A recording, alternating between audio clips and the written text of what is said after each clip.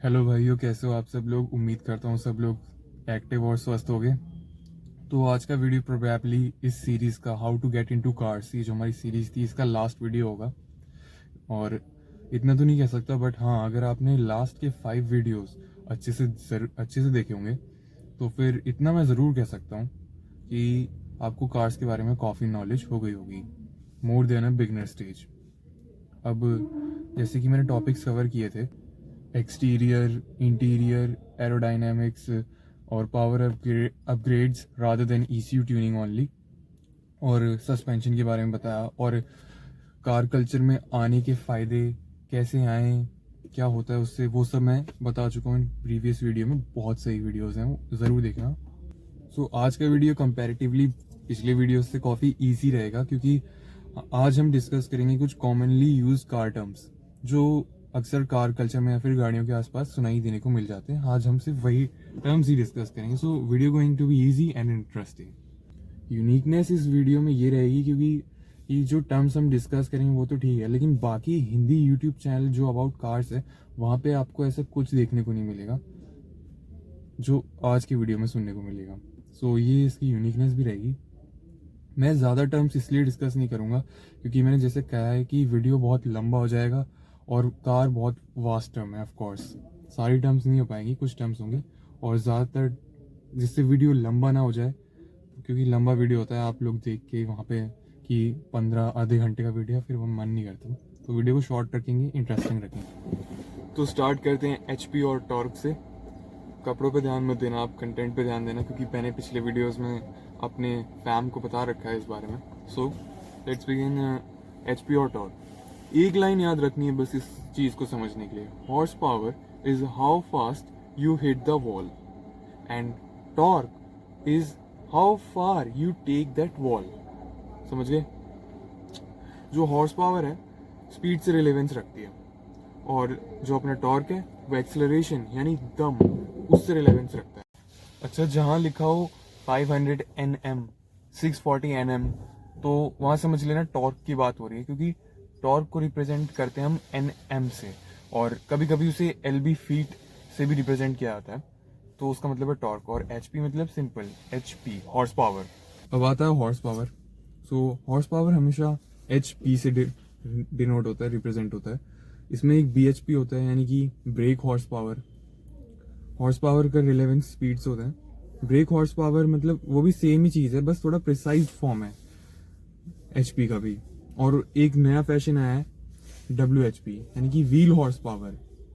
जो व्हील है उन पे कितनी हॉर्स पावर पहुंच रही है, ये जो डायनो होते हैं, जहाँ जो ट्यूनिंग होती है गाड़ी की, वहाँ पे जो डायनो होते हैं उन पे निकाली जाती है।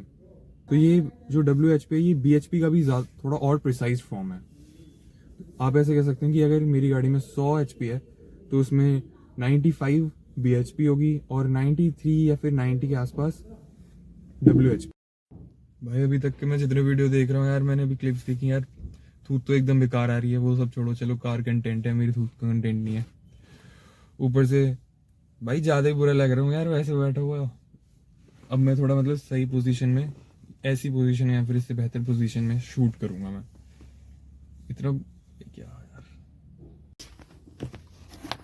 अच्छा, अब यार यहाँ पे देखो एक टर्म आई, डायनो। डायनो मतलब एक जगह होती है जब आप कार की ECU ट्यूनिंग कराने जाते हैं, कार या बाइक की। अब ECU ट्यूनिंग मतलब ECU की ट्यूनिंग, यानी कि ECU is a electronic computer unit of electronic control unit of car. ये गाड़ी का ब्रेन होता है। गाड़ी या बाइक या जो भी व्हीकल उसका ब्रेन है। तो जब आप इसकी ट्यूनिंग करवाते हो तो वहाँ उसके लिए आपको जाना पड़ता है डायनो के पास। डायनो पे होती है ट्यूनिंग, जिससे डायनो एक ऐसी चीज़ होती है कि जिससे वहाँ पर आपकी जो गाड़ी है वो कनेक्टेड होगी। जब दौड़ रही होगी डायनो पर, स्क्रीन पे आ जाएगा, कंप्यूटर कनेक्टेड होती है, जिससे आप उसके मेज़र कर पाएँ, उसकी मैपिंग मेज़र कर पाएँ कितनी हॉर्स पावर बढ़ रही है, ये सब वगैरह। बाइक्स में भी सेम होता है, एनी व्हीकल फॉर। अब देखो, ये जो अपनी ECU ट्यूनिंग होती है ये इसलिए होती है जिससे हम गाड़ी की हॉर्स पावर या फिर टॉर्क या फिर RPM जैसी चीज़ों को मॉडिफाई कर सकें। अब यहाँ पे नया टर्म निकल के आया, RPM। RPM मतलब रोटेशन पर मिनट। मतलब जो गाड़ी के पिस्टन होते हैं, मैंने पिस्टन के बारे में बताया रखा है, पूरे इंजन की फंक्शन के बारे में। तो वो कितने 1 मिनट में कितने बार साइकिल कंप्लीट करते हैं। पिस्टन ऊपर से नीचे जाता है, आपको मैंने बताया रखा है, आपको पता होगा। तो जब वो ऊपर से नीचे जाने की साइकिल जब उसकी पूरी होती है, 1 मिनट में वो कितनी बार ऊपर से नीचे जा रहा है, वो है आरपीएम, रोटेशन पर मिनट। अच्छा, एक इम्पॉर्टेंट बात यहाँ पे ये है समझने की कि जो आरपीएम होता है, बहुत ही ज़रूरी चीज़ है आरपीएम। जितना हाई आरपीएम होता है कार या बाइक, उतनी लाउड होती है। और सबसे ज़्यादा चीज़ जो आपको देखनी चाहिए, ढूंढनी चाहिए एक परफेक्ट कार या बाइक ढूंढते हुए, पावर टू वेट रेशियो और RPM. Power to weight ratio भी एक बहुत इंपॉर्टेंट चीज़ है, वो अभी बताऊंगा। एक के बाद एक नई टर्म निकल के आ रही है, हम एक नई टर्म सीखते हैं तो दूसरी नई टर्म हमें जाननी पड़ रही है, इसीलिए बहुत फ्लो में चलेगी चीज़ें। तो पावर टू वेट रेशियो एक ऐसी चीज़ है जिसके पीछे दुनिया की सारी स्पोर्ट्स कार कंपनियां भागती हैं। हाइपर कार बनाने के लिए पावर टू वेट रेशियो का रोल बहुत बड़ा होता है। पावर टू वेट रेशियो वैसे तो कोई वास्ट टर्म हो सकता है अगर मैं सही से समझाऊं तो, लेकिन समराइज फॉर्म में समझाने के लिए आप ये समझिए कि 1 हॉर्स पावर कितना किलो वजन कार का खींच रही है, ये होता है पावर टू वेट रेशियो। जैसे दुनिया की best power to ratio car है कोनिसेक 1 नाम है उसका। उसका पावर टू रेशियो है 1:1। ये परफेक्ट है, ये कोई और नहीं अचीव कर पाया इससे पहले, या फिर किया भी होगा। मतलब ये बहुत रेयर अचीव है, बहुत ही हार्ड है ये अचीव करना। तो मतलब उसकी एक हॉर्स पावर 1 किलो का वजन प्रॉपर खींच रही है, ये होता है इसका meaning. Power to weight ratio आपको परफॉर्मेंस के टर्म्स में बहुत ज़रूरी है देखना, और आरपीएम भी। सिर्फ हॉर्स पावर और टॉर्क के लोग जानते होंगे। खैर भाई, हमें तो ज़मीन पे रहना है, ये बहुत आसमान के ऊपर की बात हो गई। 1:1 रेशियो, दुनिया में एक ही गाड़ी है भाई जिसने ये अचीव कर पाया। वो 2014 में आई थी, दुनिया की पहली मेगा कार थी, 1400 हॉर्स पावर की, $1 मिलियन की गाड़ी है भाई। वो खूब एकदम अलग चीज़ है। लेकिन हम नॉर्मल लोग तो भाई पावर टू वेट रेशियो को जैसी चीज़ें जो ट्रैक ओरिएंटेड कार्स होती हैं उनके लिए होती है, तो हमारे लिए इतना मायने हो सकता है ना भी करें, लेकिन फिर भी बेहतर से बेहतर ढूंढने की कोशिश करना हमारी जिम्मेदारी है भाई, एज अ कार गाय यार, वही है। तो ज़मीन पे आते हैं, अब दोबारा कुछ और नई टर्म्स सीखते हैं। अब ड्राइव ट्रेन की बात करते हैं। अब थोड़ा ड्राइव ट्रेन के बारे में बात बता देता हूँ मैं आपको। ड्राइव ट्रेन मतलब front wheel drive, rear wheel drive, all wheel drive, 4 wheel drive, ये सारे टर्म्स आपने ज़रूर सुने होंगे। तो इनका क्या मतलब होता है ना कि गाड़ी के पहियों में कौन से पहिए में पावर आएगी, ये होता है इनका मतलब। अब जैसे सबसे पहले मैं फ्रंट व्हील ड्राइव बताता हूँ। फ्रंट व्हील ड्राइव मतलब आगे के जो 2 पहिए हैं, इंजन उनमें पावर डाल रहा है, मतलब वही 2 घूमते हैं, बाकी पीछे वाला बेजान है। अब जो अपनी सस्ती गाड़ियाँ होती हैं या छोटी गाड़ियाँ होती हैं आता है, जैसे Honda City, Virtus, Polo, Tata Safari, SUV okay, front wheel drive है वो तो, इतनी महंगी एसयूवी ओके, ये सब गाड़ियाँ हैं, ये फ्रंट व्हील ड्राइव होती हैं। वैसे एक बात बताता हूँ मैं आपको, एक जो कार एंथुसियास्ट होता है भाई, उसके दिल में यही होता है कि एक रियर व्हील ड्राइव कार लें, क्योंकि वो तो पैसों की कमी के चक्कर में और बड़े शौक के चक्कर में उसे फ्रंट व्हील ड्राइव में ही एडजस्ट करना पड़ता है। तो अब रियर व्हील ड्राइव क्या होती है, ठीक फ्रंट व्हील ड्राइव का अपोजिट, इसके पीछे के टायर में ही पावर जाती है, आगे के टायर बेजान होते हैं।